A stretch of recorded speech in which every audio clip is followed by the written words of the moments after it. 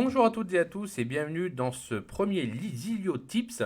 Aujourd'hui, dans cet épisode, je vais vous montrer qu'avec Zilio, on n'est pas coincé, on n'est pas bloqué. Ce n'est pas parce que vous avez commencé une application avec Zilio et sa base de données que vous êtes cantonné à utiliser les outils que vous avez commencé à utiliser. Par exemple, ici, dans notre exemple, nous allons voir que ici, j'ai créé une application avec ce template MovieTech qui utilise la base de données de Zilio. Et ce que je vais vous montrer, c'est comment faire, par exemple, pour migrer cette application, c'est-à-dire, migrer du moins sa base de données vers Airtable, sans avoir à tout recommencer. Et vous allez voir que Zilio nous facilite vraiment le travail. Donc, ici, nous avons l'application qui marche, habituelle, de Zilio, qui est MovieTech, qui vous montre une liste de films, voilà, avec le teaser, etc. Et nous, ce que l'on veut, c'est de dire, bon ben voilà, finalement, notre database, on aimerait bien qu'elle soit sur Airtable pour des raisons X ou Y. Plutôt que de recommencer tout de A à Z, je vais vous montrer un flow qui marche très très bien. Et vous allez voir que Zilio nous simplifie la tâche. Donc j'insiste vraiment là-dessus. Zilio ne vous bloque pas dans vos choix. Hein, très, très clairement, là, j'ai une application. Alors évidemment, j'ai pris une application simple pour pouvoir vous montrer le flow le plus simplement possible. Mais ça marche vraiment avec n'importe quelle base de données. Donc ici, je suis sur Airtable. La première chose que je vais devoir faire, ça va être quand même de créer une base de données pour pouvoir tout simplement avoir les données de mon application. Donc je vais faire créer une base de données. Je vais faire à partir de zéro et on va l'appeler MovieTech. On va reprendre le même schéma. Voilà. Donc MovieTech, c'est parfait. Et maintenant, dans Zio, si on regarde, j'ai toutes mes données ici. Et l'idée, ça va être de recréer les tables dont j'ai besoin dans Airtable. Mais vous imaginez bien que si vous avez une base de données avec une dizaine de tables, ça va être fastidieux de devoir tout recréer. Heureusement, Zio a une petite option magique, je vais vous la montrer. Quand vous êtes donc ici dans votre base de données, vous pouvez donc éditer votre table et vous avez un petit bouton Export CSV, c'est ce que nous allons faire. Et nous allons tout simplement, movie.csv, je l'ai mis dans le répertoire dans lequel je veux le stocker et je vais enregistrer. Donc là, comme ça, l'enregistrement est fait et je vais faire exactement la même chose avec la table genre. Donc j'exporte les données. Et Airtable aussi a une petite option magique. À droite ici, je vais pouvoir ajouter ou importer. Et nous, ce qui va nous intéresser, évidemment, ça va être d'importer. Donc je vais importer à partir d'un fichier CSV ma table movie. Donc je vais aller chercher mon fichier movie.csv. Je vais l'ouvrir. Je vais l'ajouter. Airtable me demande si je veux créer un tableau. Bien sûr que oui. On va partir donc d'un nouveau tableau. Et voici donc notre table toute prête à l'emploi. Je fais importer. Et là, vous voyez que notre table est prête. Je vais juste venir ici pour renommer mon tableau. Et je vais l'appeler Movies. Et j'enregistre. Je vais faire exactement la même chose avec genre. Donc, fichier CSV.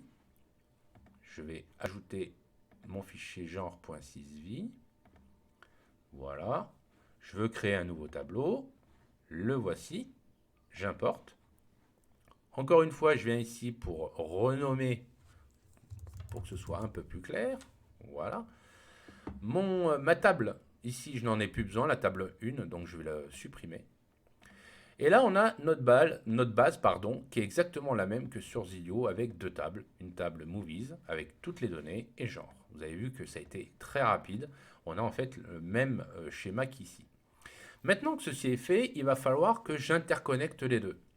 Donc pour cela, dans Airtable, il va falloir que je crée un jeton qui va permettre à Zilio d'accéder en fait à cette base de données et à ces données. Donc pour ça, je vais aller sur l'icône de mon compte et dans l'espace développeur, je vais aller dans jeton d'accès personnel et je vais créer un nouveau jeton qui va me servir pour Zilio. Donc je vais l'appeler par exemple MovieTech Zilio. Oups, là, Zilio. Et il va falloir que j'ajoute une base de données. Donc nous, ça va être la base MovieTech que l'on vient de créer. Et il va falloir que j'ajoute des portées. Donc les portées, ça va être en fait les autorisations que vous allez donner à Zilio sur votre base de données. Donc pour que ça fonctionne, la première portée à ajouter, ça va être tout en bas ici de permettre à Zilio de lire votre base de données. Donc on va prendre schéma.base read. On va aussi avoir besoin de donner les droits à Zilio pour lire les enregistrements et aussi pour écrire les enregistrements. Et on fait créer un jeton. Et là, j'ai le jeton qui est créé. Donc, ce que je vais faire, c'est que je vais le copier-coller. Alors, sachez que là, vous le voyez à l'écran, mais en réalité, ce token, il faut le garder secret. Ici, ça n'a aucune importance puisque de toute façon, après cette vidéo, le token sera détruit. Donc, il ne sera plus accessible. Donc, dans mon exemple, ce n'est pas gênant. Par contre, sachez que pour vous, ce jeton est absolument secret. Donc, nous, on va aller ici, après, sur Zilio. On va aller dans les settings et dans intégration, ici, on va aller mettre en route, on va aller activer l'intégration Airtable et copier notre jeton personnel ici.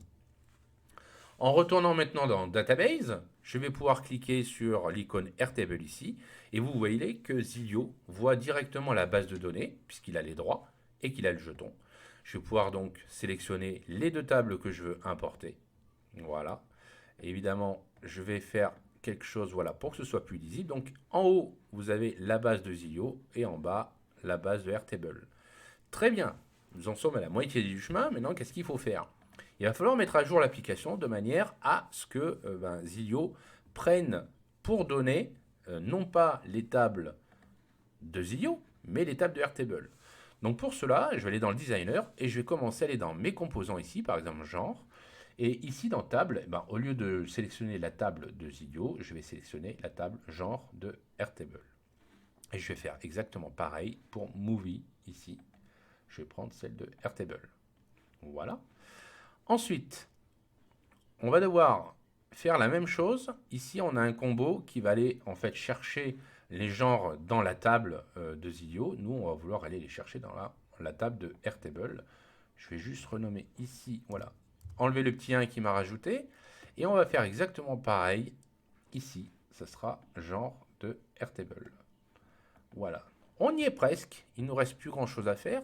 Là, si vous voulez, vous pouvez trier par ordre alphabétique vos genres. Ici, il va falloir refaire le filtre de manière à ce que lorsqu'on sélectionne ici un genre, eh bien, il nous affiche bien les films qui ont rapport avec ce genre. Donc, je vais aller dans le filtre ici. Je vais faire Add Criteria et on va dire qu'il faut que le genre soit égal dans ma fenêtre Movie au label de notre composant genre. Voilà. Et normalement, ça devrait fonctionner. Bien, on y est presque. Il nous reste une dernière étape, c'est les actions. En fait, si l'on regarde, les deux actions qui sont disponibles dans cette application, c'est Create pour créer donc un nouveau film et Save quand on l'édite. Donc on va refaire en fait les actions de manière à ce que Zilio aille mettre à jour les enregistrements ou créer un enregistrement sur les tables de Airtable et non sur ses propres tables. Donc je vais aller dans les actions. Ce que je vais faire pour plus de simplicité, je vais carrément enlever sur les deux boutons les actions qui nous intéressent, donc Update et Create, voilà. Et on va les refaire. Donc dans le cas de l'édition d'un film, je vais retourner dans les actions, je vais venir ici pour faire Update Euro, donc mettre à jour un enregistrement que je vais glisser juste ici, avant le Go Back. Et en cliquant dessus, on va lui dire qu'il va falloir mettre à jour la table Movies, d'accord? Et on va remettre donc la correspondance des champs. Donc en fait, on sera dans l'édition du film. Donc le genre, ce sera, là je suis dans le nom, pardon, ce sera le nom du film. Le genre, ce sera le label du genre. Le synopsis, ce sera le synopsis du film. Donc on fait la correspondance des champs avec la table, hein, comme on le fait habituellement. Là on est dans Pictures, donc ça va être Pictures. Rating, exactement la même chose ici. Et Teaser. Variable, Movie et Teaser. Voilà qui est fait. Et pour notre bouton Create, on va faire la même chose. Donc on va revenir dans les actions. Ici, je vais faire Create a Row, que je vais glisser juste là. Et on va lui dire qu'il va falloir créer donc un enregistrement dans notre table Movie. Donc le nom, alors on sera dans l'écran Create Movie, donc ça sera le nom qui sera dans notre champ. Le genre, toujours dans l'écran Create Movie, ce sera le label du genre que l'on aura sélectionné. Le synopsis, toujours dans notre écran Create Movie, ce sera le synopsis. Pictures, exactement la même chose, hein. Donc Pictures URL, Rating, ici le rating, et enfin le teaser. Donc Create Movie, teaser. Teaser ici, voilà.